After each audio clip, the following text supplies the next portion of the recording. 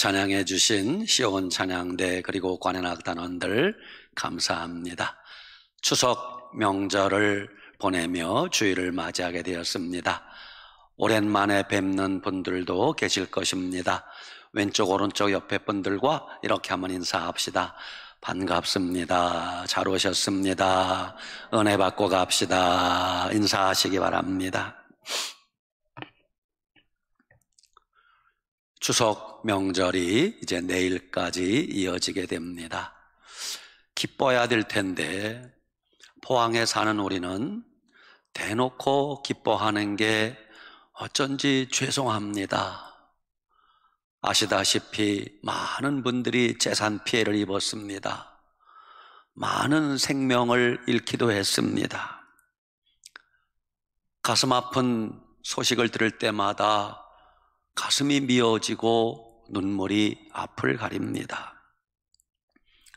오늘 같은 날은 목사로서 참 설교하기가 매우 힘이 듭니다. 무슨 말을 해야 될지, 무슨 설교를 해야 될지 참 고민을 많이 했습니다. 그래서 오늘 설교는 제목과는 조금 동떨어진 설교가 될 수밖에 없습니다만 여러분이 제가 좀 왔다 갔다 하더라도 양해해 주시길 바랍니다. 주님 앞에 저 혼자 이런 질문을 해봅니다. 하나님, 왜 하필이면 포항입니까? 믿음의 도시라고 하는 포항에 왜 이런 일이 자꾸 생깁니까? 포항은 경상도에서도 기독교 인구가 가장 많은 도시인데 포항은 다른 도시에 비해서 교회도 가장 많은 곳인데 왜 하필이면 주님 포항이어야 합니까?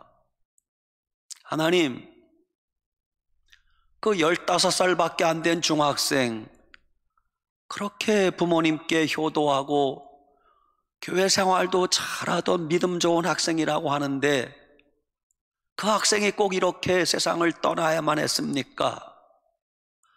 저 혼자 하나님 앞에 대답 없는 질문을 해봅니다. 그것뿐만이 아닙니다. 우리 포항이 자랑하는 포스코라는 이 세계적인 기업이 용광로 불 붙인 지 49년 만에 처음으로 모든 용광로 불이 꺼졌답니다. 침수를 당해서. 정말 충격이 아닐 수 없습니다. 포스코의 용광로 불은 절대 꺼지면 안 된답니다. 그런데 이번에 분명히 알았습니다. 아, 꺼지면 안 되는 포스코 용광로의 불도 타이에 의해서 꺼질 수 있구나. 이 세상에 영원한 것은 없단다. 주님밖에는 영원한 것이 없단다. 주님이 우리에게 그런 교훈을 주시려고 하는 것은 아닌지 모르겠습니다. 지난 봄에는 울진 삼척 지역의 산불로 또 얼마나 큰 피해를 입었습니까? 이제 가을의 문턱에서 또 흰남노라는 태풍으로 말미암아 큰 재산 피해와 많은 인명 피해가 났습니다. 지금 이런 재난과 재해는 우리나라만 겪는 일이 아닙니다. 어쩌면 전 세계적인 상황입니다. 파키스탄이란 나라는 국토의 3분의 1이 물에 잠겼다고 합니다. 노아 홍수 이후 가장 큰 홍수라고도 합니다. 미국 서부 캘리포니아 지역은 벌써 비 한 방울 내리지 않는답니다. 낮에는 섭씨 45도까지 올라간다고 합니다. 유럽에도 대부분의 나라가 극심한 가뭄을 겪고 있습니다. 500년 만에 극심한 가뭄이랍니다. 유럽 각 나라마다 대표적인 강들이 있는데 유럽 여러 나라를 관통하고 있는 다뉴브 강도 강바닥을 드러내고 있다고 합니다. 영국의 템즈강, 독일의 라인강, 프랑스의 루라르강, 이탈리아의 포강, 전부 강바닥이 말라버렸다고 합니다. 여러분, 이런 재난 앞에서 우리야 인간이 할 수 있는 일이 무엇입니까? 물론 작은 재난은 어느 정도 인간이 대비도 할 수 있고 막을 수 있을 것입니다. 그러나 거대한 재난 앞에서는 인간의 잔머리가 소용없습니다. 인간이 대책을 세우고 준비하고 방법을 찾고 아무리 그래도 소용이 없습니다. 우리는 하나님 앞에 분명히 알아야 됩니다. 모든 재난을 인간이 막을 수 있다고 하는 교만한 생각을 버려야 됩니다. 물론 소소한 재난은 인간이 막을 수도 있지만 진짜 거대한 재난은 인간이 도무지 어떻게 할 수 없다는 것을 우리는 분명히 알아야 됩니다. 그러므로 지금 우리 국민들이 애꿎은 공무원 탓하지 말고 정치가들 너무 원망하지 마시기 바랍니다. 그들도 어쩔 수 없었을 것입니다. 거대한 자연재해는 하나님 손에서 일어나는 것입니다. 거대한 자연재해 앞에 인간의 능력이 무기력하다는 것을 우리는 분명히 알아야 됩니다. 거대한 홍수 앞에 속수무책입니다. 거대한 지진 앞에 갈팡질팡입니다. 거대한 가뭄과 기근 앞에 인간은 하늘을 쳐다볼 수밖에 할 일이 없습니다. 하나님의 행하시는 거대한 재난은 아무도 막을 수 없습니다. 노아 시대의 사람들은 하늘에서 비가 내리고 땅에서 기품의 샘이 터져 온 세상이 물로 심판당할 줄 누가 예측이나 했겠습니까? 소돔 고모라 땅에 살던 사람들, 하늘에서 유황불이 떨어져 그 도성이 영원히 멸망당할 줄 누가 상상이나 했겠습니까? 여러분, 우리 쉽게 이런 말 하면 안 됩니다. 지금 수해를 당하고 인명피해를 입은 그들은 뭔가 죄가 많아서 그랬겠지, 하나님 앞에 잘못한 일이 많아서 그랬겠지. 여러분, 쉽게 그런 생각하시면 안 됩니다. 누가복음 13장에 보면 실로암 높은 망대가 무너져서 그 밑에 있던 18사람이 깔려 죽는 사건이 있었습니다. 많은 사람들이 수군거렸습니다. 실로암 사람들은 죄가 많아서 깔려 죽었을 거라고. 그러자 예수님이 이렇게 말씀하십니다. 아니라 그들이 예루살렘 사람보다 더 죄가 많아서 죽은 것이 아니라 너희도 회개치 아니하면 이와 같이 망하리라. 주님이 그러셨어요. 우리는 이번 일로 말미암아 아주 분명한 새로운 교훈을 얻었습니다. 모든 일은 어느 날 갑자기 모든 것이 한순간에 달라진다는 걸 분명히 알았습니다. 어느 날 갑자기 홍수가 시작됩니다. 어느 날 갑자기 집이 침수되기 시작합니다. 어느 날 갑자기 멀쩡한 자동차가 물에 잠깁니다. 어느 날 갑자기 잘 다니던 도로가 끊깁니다. 어느 날 갑자기 전기가 나갑니다. 어느 날 갑자기 수돗물이 안 나옵니다. 어느 날 갑자기 엘리베이터 작동이 멈춥니다. 어느 날 갑자기 이별의 순간이 찾아옵니다. 어느 날 갑자기 생사를 넘나드는 죽음이 찾아옵니다. 이럴 때 우리가 할 일이 없습니다. 그래서 우리는 미리미리 믿음 준비하고 살아야 되는 것입니다. 갑자기 재난과 재해가 닥쳐도 항상 믿음 준비하고 산 우리는 믿음이 있으면 이 재난을 극복할 수 있을 것입니다. 왜냐하면 주님이 세상 끝날까지 우리와 항상 함께 하시겠다고 약속하셨기 때문입니다. 믿음이 있어야 극복할 수 있습니다. 기도할 믿음이 있으면 여러분 살 길이 열리게 되어 있습니다. 믿음의 사람은 위기를 만났을 때 그 위기를 기회로 만들어 갈 수 있는 사람입니다. 그래서 믿음의 사람은 고난당한 것이 내게 유익이라고 고백할 수 있는 것입니다. 믿음의 사람은 이렇게 고백할 수 있어야 됩니다. 내가 이번에 태풍 때문에 정신을 차리게 되었다고 고백할 수 있어야 됩니다. 지진을 겪으면서 내 인생관이 달라졌다고 고백할 수 있어야 됩니다. 크고 작은 질병을 통하여 내 신앙이 새로워졌다고 고백할 수 있어야 됩니다. 가뭄을 겪으면서 내가 하나님께 기도할 수 있게 되었다고 고백할 수 있어야 됩니다. 홍수를 겪으면서 여러 가지 가슴 아픈 일들을 겪으면서 내가 주님을 찾게 되었다고 고백할 수 있어야 됩니다. 그래서 로마서 8장 28절에는 이렇게 말씀합니다. 우리가 알거니와 하나님을 사랑하는 자 곧 그 뜻대로 부르심을 입은 자들에게는 모든 것이 합력하여 어떻게? 선을 이루느니라. 야고보서 5장 13절 너희 중에 고난당하는 자가 있느냐? 그는 기도할 것이요 즐거워하는 자가 있느냐? 그는 찬송할지니라 그러셨어요. 오래전입니다. 1871년 미국 북부 지역에 시카고라는 거대한 도시가 있습니다. 1871년 시카고 도시 전체가 화재에 휩쓸렸습니다. 시카고 대화재, 역사의 길이 남는 화재입니다. 도시 전체가 불바다였습니다. 시카고 한복판에 D.L. 무디 목사님이 목회하시던 교회도 불에 탔습니다. 얼마 후에 신문기자가 무디 목사님을 찾아와서 빈정거리며 이렇게 인터뷰를 했습니다.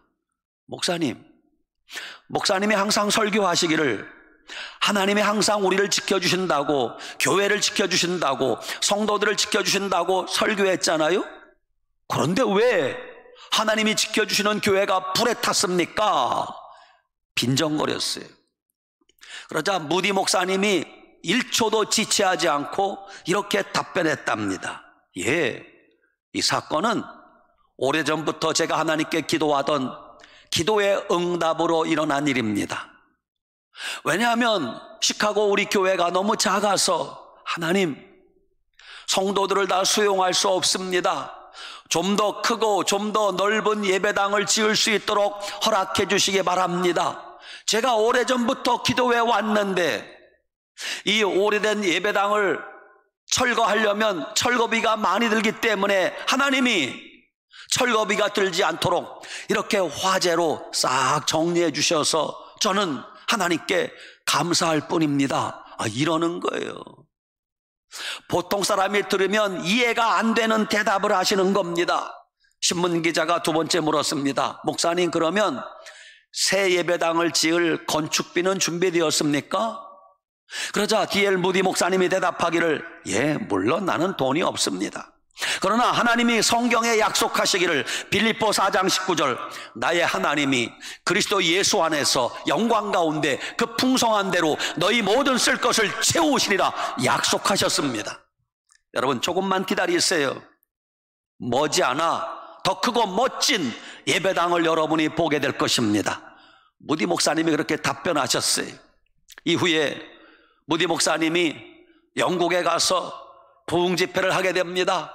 성도들이 큰 은혜를 받았습니다. 시카고에 대화재가 일어나서 예배당이 불탄 것을 알고 영국 성도들이 힘을 다하여 헌금해 주었습니다. 그 영국 성도들의 헌금으로 말미암아 무디 목사님이 시카고에 이전보다 훨씬 크고 아름다운 예배당을 건축할 수 있었다고 합니다. 그렇습니다. 믿음의 사람은 재난을 만나도, 화재를 만나도, 수해를 만나도 낙심하지 않는 것입니다. 왜? 우리가 알거니와 하나님을 사랑하는 자 곧 그 뜻대로 부르심을 입은 자들에게는 모든 것이 합력하여 선을 이룬다는 약속의 말씀을 믿기 때문입니다. 중앙아시아에 카자흐스탄이라는 나라가 있습니다. 제가 제1교회 포항제일교회 부목사로 있을 때 김광호 목사님과 함께 카자흐스탄의 선교지를 방문한 적이 있습니다. 선교지 일정을 마치고 현지 선교사님 한 분이 저희 선교팀을 데리고 카자흐스탄 알마티에서 한 서너 시간 차를 타고 가면 우슈토베라는 시골 마을이 나옵니다. 거기는 꼭 가봐야 된다는 거예요. 왜? 눈물 어린 사연이 있기 때문에, 그래서 그 우슈토베라는 아주 시골 마을에 갔다 왔어요. 그 마을이 형성된 사연이 이렇습니다. 1937년 구소련의 스탈린이 연해주, 지금의 블라디보스톡에 살던 한인들, 그들을 고려인이라고 부릅니다. 그들을 중앙아시아로 이주하는 이주 정책을 펼칩니다. 이유는 한 가지였습니다. 한인들과 일본 사람들이 구별이 안 되는 거예요. 한인들을 일본인 첩자라고 누명을 씌워서 연해주 블라디보스톡에 살던 우리 고려인 17만 명을 중앙아시아로 강제로 이주하는 정책을 펴는데 무자비한 정책을 폈습니다. 어느 날 갑자기 고려인은 역전 광장에 다 모이시오. 영문도 모른 채 소풍 가는 줄 알고 그냥 입고 있던 옷차림 그대로 소풍 가는 줄 알고 슬리퍼 끌고 그렇게 역전 광장에 모였습니다. 갑자기 군인들이 포위했습니다. 그들을 기차에 때려 실기 시작했습니다. 기차도 여객열차가 아니에요. 화물열차입니다. 화물열차. 화물열차도 지붕이 있는 열차에 탄 사람은 좀 나았어요. 지붕도 없는 화물열차에 탄 사람도 있었어요. 그렇게 우리 선조들 17만 명이 연해주 블라디보스톡에 살다가 강제로 스탈린에 의해서 장장 6,500km를 한 달 넘게 달려서 중앙아시아 어느 광활한 벌판에 도착했어요. 기차가 지나다니는 한 광활한 곳인데 거긴 마을도 없는 곳입니다. 사람 사는 곳이 아닙니다. 동서남북 사방이 전부 광활한 평야입니다. 잡초만 무성합니다. 기차역도 없는데 거기 기차를 멈춰 놓고 우리 선조들을 거기 내리라고 한 거예요. 벌써 내릴 때쯤 한겨울이 되었습니다. 밤이 되면 영하 10도, 20도가 됩니다. 빈손으로 왔습니다. 추위에 살아남으려니 굴러다니는 나뭇가지를 주워서 건초더미를 주워서 움막을 지었습니다. 너무너무 추우니까 숟가락 가지고 언 땅을 팠습니다. 그래서 구덩이를 파서 그 속에 들어가서 겨울을 살아남았습니다. 이듬해 봄이 되었습니다. 여기서 살아야 되는데 막막한 거예요. 잡초만 무성한 황무지입니다. 동서남북 사방에 산이 하나 보이지도 않는 광활한 황무지입니다. 우리 선조들이 6,500km를 한 달 넘게 오면서 기차에서 많은 사람들이 얼어 죽고 굶어 죽었습니다. 살아남은 사람들이 봄이 되어서 거기서 수 킬로미터 밖에 강물이 흐르는데 뭐 기계가 있습니까? 농기가 있습니까? 거의 맨손으로 수 킬로미터 밖에서 강물을 끌어옵니다. 그리고 그 황무지를 개간하기 시작합니다.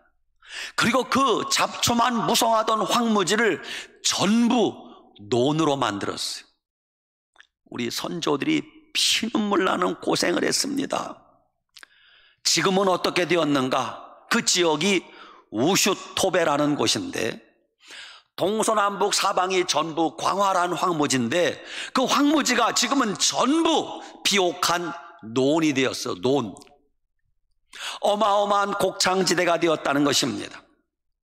그 지역에 우리 선조들 고려인들이 가장 잘 사는 민족이 되었습니다. 관공서의 대부분 관료들이 우리 조선인들입니다. 여러분, 그들을 까레이스키라고 부릅니다. 우리 선조들은 그런 열악한 환경 속에서도 끝까지 이기고 살아남은 민족입니다. 여러분이 혹시 여행을 가면서 카자흐스탄에 갈 기회가 있으면 우슈토베라는 곳에는 좀 멀긴 하지만 꼭 한번 가보세요. 저도 거기 가서 선조들의 무덤을 보면서 울지 않을 수가 없었습니다. 우리 민족은 고난을 슬기롭게 끈질기게 이겨낼 수 있는 민족이라는 것을 기억하시기 바랍니다. 시편 119편 71절 따라합시다. 고난당한 것이 내게 유익이라. 이로 말미암아 내가 주의 율례를 배우게 되었나이다. 그렇습니다. 믿음의 사람은 고난당할 때 하나님을 찾게 됩니다. 믿음의 사람은 고난당할 때 하나님을 가까이 하게 됩니다. 믿음의 사람은 고난당할 때 하나님 앞에 더 간절히 기도하게 됩니다. 믿음의 사람은 고난당할 때 잃어버렸던 하나님 말씀을 기억하게 되는 것입니다. 시편 119편 67절 고난당하기 전에는 내가 그릇 행하였더니 이제는 주의 말씀을 지키나이다. 고난을 통하여 말씀을 지키게 되었다고 하지 않습니까? 욥기 23장 10절 내가 가는 길을 그가 아시나니 그가 나를 연단하신 후에는 내가 정금같이 순금같이 되어 나오리라 그랬어요. 로마서 5장 3절 다만 이뿐 아니라 우리가 환난 중에도 즐거워하나니 이는 환난은 인내를 인내는 연단을 연단은 소망을 이루는 줄 우리가 알미로다 그랬어요. 아주 오래전입니다. 카놀 산도스라는 사람의 이야기입니다. 그는 어려서부터 믿음이 좋았습니다. 믿음 좋은 부모님 밑에서 신앙교육을 잘 받았습니다. 주일 성수 철두철미하게 했습니다. 집에 오면 항상 가족들이 가정 예배를 드리며 믿음으로 잘 컸습니다. 나이가 들어 카놀 산도스라는 사람이 결혼을 했습니다. 부모님으로부터 독립했습니다. 그리고 조그마한 자기 사업을 시작했습니다. 하나님이 복 주시지 않겠어요? 왜? 믿음이 좋으니까. 신앙생활 잘하고 믿음 좋으니까 하나님이 복 주셔서 작게 시작한 사업이 얼마나 잘 되는지 돈 버는 재미에 빠져 사는 거예요. 사업이 잘 되니까 생각지 않은 문제가 생겼습니다. 주일날 교회 가는 게 힘들어지는 거예요. 왜? 너무 바빠서. 그래서 한 달에 한두 번 교회를 가다가 나중에는 아예 통째로 빠지기 시작했어요. 처음에 주일 예배를 빠질 때는 죽는 줄 알았는데 몇 번 그게 몸에 배니까 주일 빠져도 아무 일 없네. 돈 버는 재미에 빠져 살았습니다. 여러분, 사람이 다 똑같습니다. 힘들고 어려울 땐 하나님 도와주세요, 살려주세요, 복 주세요, 축복해 주세요 하다가 하나님이 복 주셔서 형통해지고 돈 잘 벌면은 자기도 모르게 신앙이 느슨해지게 되어 있단 말입니다. 우리도 마찬가지입니다. 아무튼 하나님이 그를 가만히 두겠습니까? 하나님이 참고 참았습니다. 하나님은 서두르지 않아요. 그가 60세 될 때까지 참았어요. 그가 60세 된 어느 날 하나님의 채찍이 시작되었습니다. 갑자기 하나님이 치심에 그 잘나가던 사업이 망하는데 며칠 걸리지도 않아 쫄딱 망했습니다. 어마어마한 부채를 지게 되었습니다. 도무지 살 길이 없는 거예요. 마음에는 울분이 생깁니다. 하나님을 원망하기 시작합니다. 아니, 지가 신앙생활 잘한 거는 잘못한 건 생각 안 하고 그렇게 되니까 하나님을 원망하는 거예요. 그러다 보니 몸에 병도 생겼어요. 병원에 입원했습니다. 사업은 쫄딱 망했죠. 부도가 나서 엄청난 빚을 떠안았죠. 몸에 병이 걸렸죠. 살 소망이 없는 거예요. 믿음은 오래전에 잃어버렸으니 살아서 무하랴, 죽어야 되겠다. 밤에 몰래 병원을 빠져나갔어요. 태어난 것도 아니에요. 그냥 빠져나가서 죽어야지 하고 병원을 빠져나가서 어느 골목길을 지나가는데 골목길 옆에 작은 예배당에서 찬송이 들려오는 거예요. 어디서 많이 듣던 찬송이에요. 어려서 엄마 아빠와 손을 잡고 교회 가서 많이 들었던 찬송이에요. 382장 너 근심 걱정 말아라 주 너를 지키리 주 날개 밑에 거하라 주 너를 지키리 주 너를 지키리. 아무 때나 어디서나 주 너를 지키리. 늘 지켜주시리.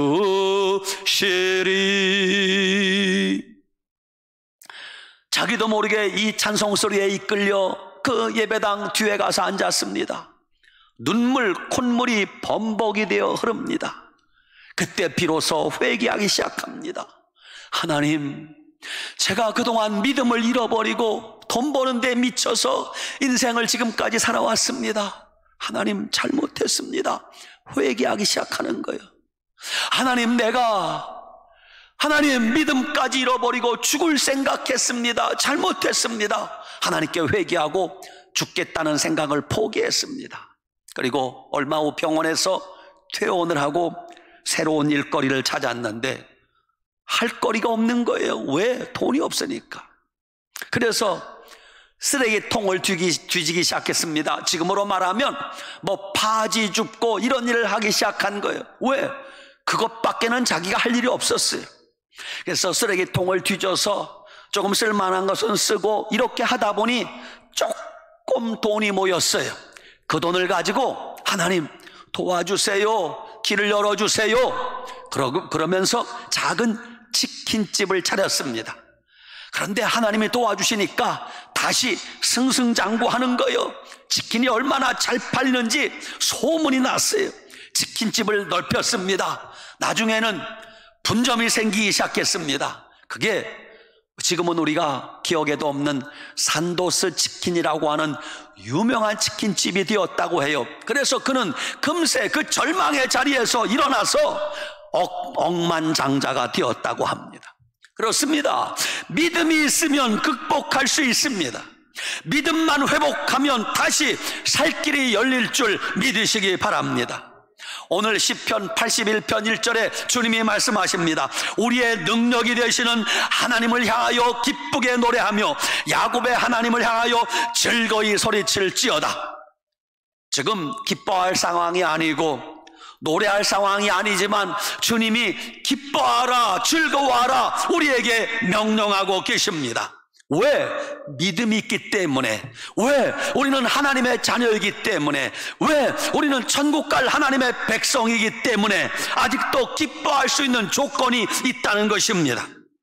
사랑하는 여러분, 명절이 되었지만 가정에 어둠이 가득하고 기쁜 일이 없는 분들 많으시죠? 우리가 꿈꾸는 가정은 이런 가정 아니에요? 사철의 봄바람 불어있고 하나님 아버지 모셨으니 믿음의 반석도 든든하다. 우리 집 즐거운 동산이라. 할렐루야. 우리가 조금만 참고 인내하면 이런 가정이 될 그날이 올 줄 믿으시기 바랍니다. 지금 당장은 완벽하게 행복을 누리며 사는 가정은 그리 많지 않습니다. 다 집집마다 아픔이 있고 상처가 가득합니다.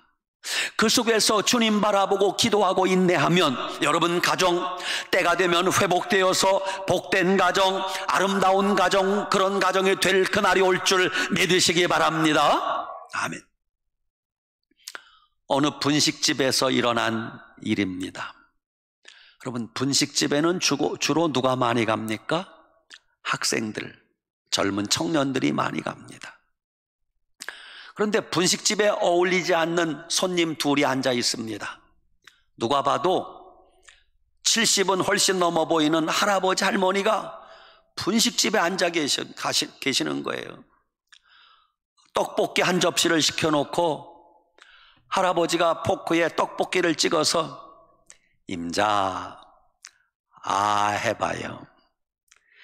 영감님 부끄럽게 괜찮아 해봐요. 할아버지가 할머니 입에 떡볶이를 넣어주는 거예요. 이번에 할머니가 영감 해봐요. 떡볶이를 찍어서 할아버지 입에다가 떡볶이를 넣어주는 거예요.